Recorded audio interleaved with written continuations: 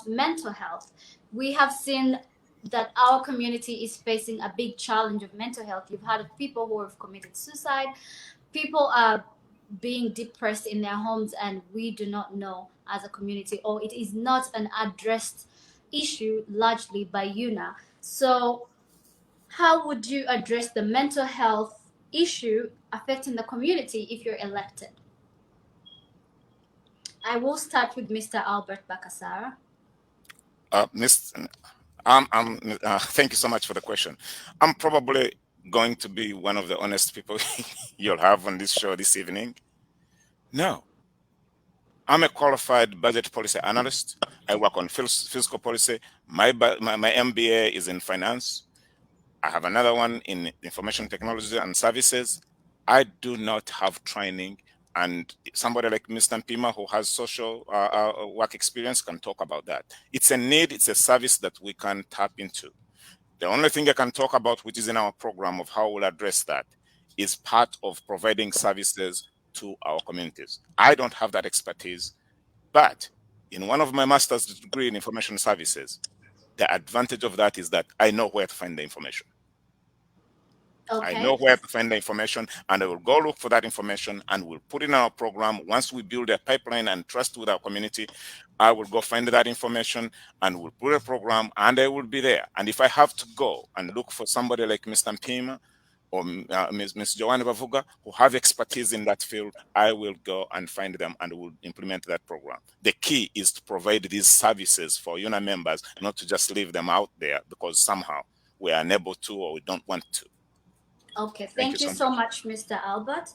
And now I'll have Ms. Joanne Bavuga to please respond to the question. Hi, thank you for that question. First of all, we all know with mental health, we have this stigma that we do not open up. You do not just open up to anybody and talk about mental health, especially with our cultures.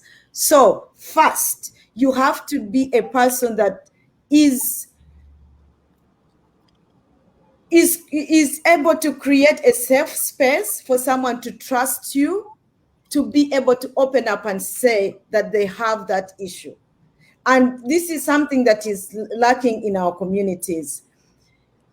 The previous administrations, they've not been creating those safe spaces whereby every member of the community is willing to say what problems they are facing. No one is really relating to the communities. So this is where you need someone who has got experience, like with working with everybody, someone who is approachable, someone who is willing to listen, because there is no way someone is going to talk to you about their problems if you don't listen to them.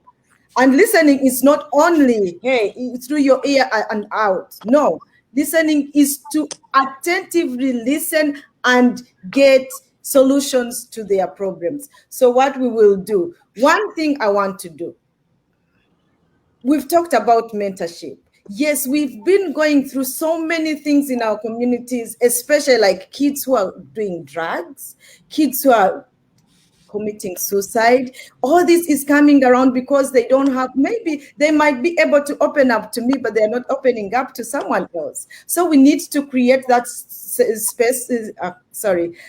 space where everyone will be able to come out and say, and be, how can I call it? And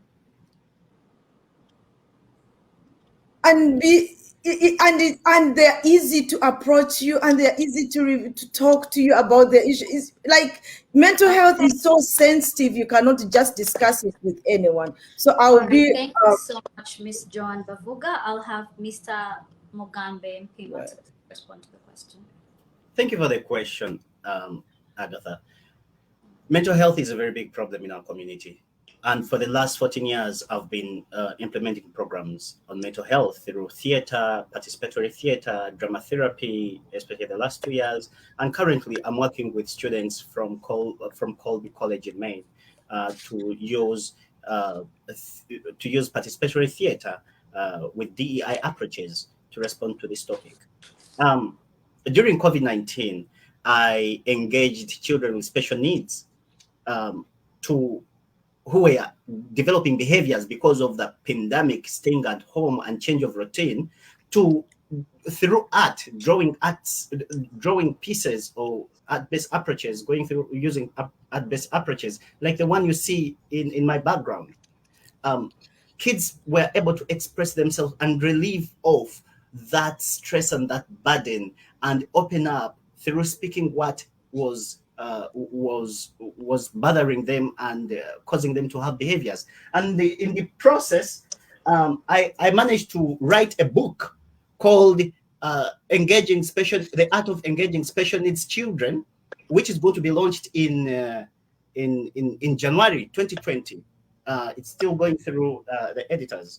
So when it comes to mental health, I've been key in my community, engaging children in creating brave spaces, much as my sister Joan Bavuga is referring to them as safe spaces, but a safe space cannot be safe without brevity and trust. So I call them brave spaces, where kids can come or youth can come and fully express themselves and pour around. In California, every year I organize an event called Let's Talk Mental Health through an organization I founded 2 years ago.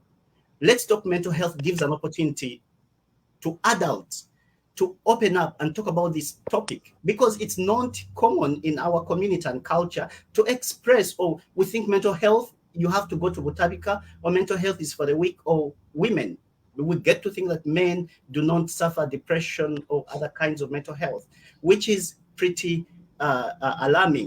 So I've managed to bring these programs to the community. And when it comes to our UNAA members, I would like to cover the entire United States with programs that are people-centered, community-centered, and community-inclusive. Okay, thank you so much, Mr. Mugabe. Does any of you have any response to any of your opponents? Yes. Yeah, I want to say something about the insurance. I believe basic insurance is better than no insurance. Reason being that $1,000 is better than nothing when you are in trouble. You get a foundation where to start from. So once you say that insurance, life insurance is not needed, we are buying coffins for ourselves. My brother Kasala, that's not right. We need to prepare. The fact is, we are all going to go. I have 2 kids. If I don't prepare now, tomorrow I die. I'm a single mother. Where do they start from? So my basic insurance, life insurance, is better than no insurance. That's what I can say. Okay, thank you so much. And thank you so much. Thank you so much. Yeah, so I do have. I was gonna respond to Mr. Mpima Mugambe, but now I can respond to Mr. Bavuga since we have limited time. So I never said you're putting something that I never said. I never said that the basic insurance was not necessary or somehow I opposed it. I said the program died because the people who wanted to institute it were not trusted by the community. That was one. Secondly, I said we asked questions in the council that they could not answer. So instead of answering our questions, they decided to blow the whole council up. Okay. My brother, you say it's not good to buy coffins for ourselves. With all due respect, it's my time, ma'am. I would love to have a lady to talk to me all night, but it's my time. So no, what I said is this. The idea of what was being pushed out there was not saying, hey, go out there and find an adequate insurance for you and your kids. And then if you can't, for those of you who can't, buy this basic one. They went out there advertising a repatriation program. And that I was saying, it's not even in our culture.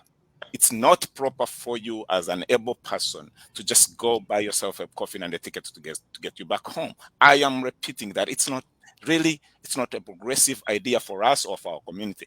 We should do this, and this is what Team Unity will do. We will go out there and find insurance partners. We will develop trust with our UNAA membership so they can trust us.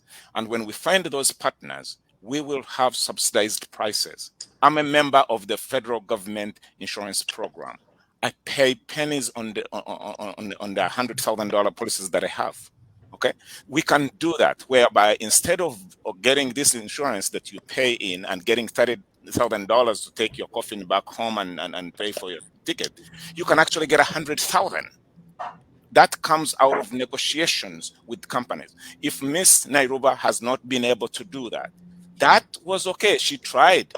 I've been saying this and people are laughing. I said, "Omumpi wakuma wakwata." That's what she was able to do. If I may ask you only one simple question. When they brought that to you, I have did not you? the chance to speak, Miss Joanne Bavuga. I will have Mr. Mugambe Mpima for his response. I'm sorry. I would like to first call out Mr. Albert Bakasara for being sexist. We are having a female identified candidate in our race running against two men. You standing here and saying that you would like to have a female, or you calling out her gender in that context, it's sexist, and I would like to call you out for it. Yeah, but you're wrong. You're wrong, and you're wrong, and you're just announce her gender. You do not have to announce her gender when calling her out. She has a name. You're wrong. I'm saying you're wrong, Mr. Mpima. You're wrong. You're wrong, and you're just seeking attention. I'm calling you. Joanne and I are very good friends, and they so don't. I'll now go ahead. Like I said, I'll now go ahead. I am saying you are wrong, and you're just seeking attention. I'm saying. Can you go ahead, Mr. Mpima, please? Thank you, Mr. Albert. One, I appreciate that you said earlier that you do not have the experience when we are responding to the issue of mental health. You do not have experience in implementing such programs. You are good at budgets. I think everyone is able to understand that Mr. Albert Bakasara is good to be a treasurer, but he did not utilize that opportunity to go for that position. Or he's good at policy. Mr. Albert Bakasara should have come back as a council member to stay in the council and remain as the speaker. But right now is here without a program, without the ability to implement programs or create programs for UNA members. And he's asking for an office that is mandated by the constitution of UNA to do outreach in your communities.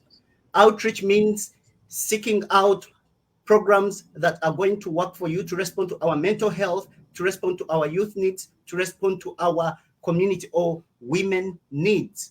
Unfortunately, Mr. Albert Bakasara has no expertise and experience in all this. Why is he wasting our time here? Okay. We have exhausted our time for this segment. Thank you all for being here. And next, we are going to have the segment with the treasurer candidates. Thank you all for being here. And I hope the audience gets to vote for the best.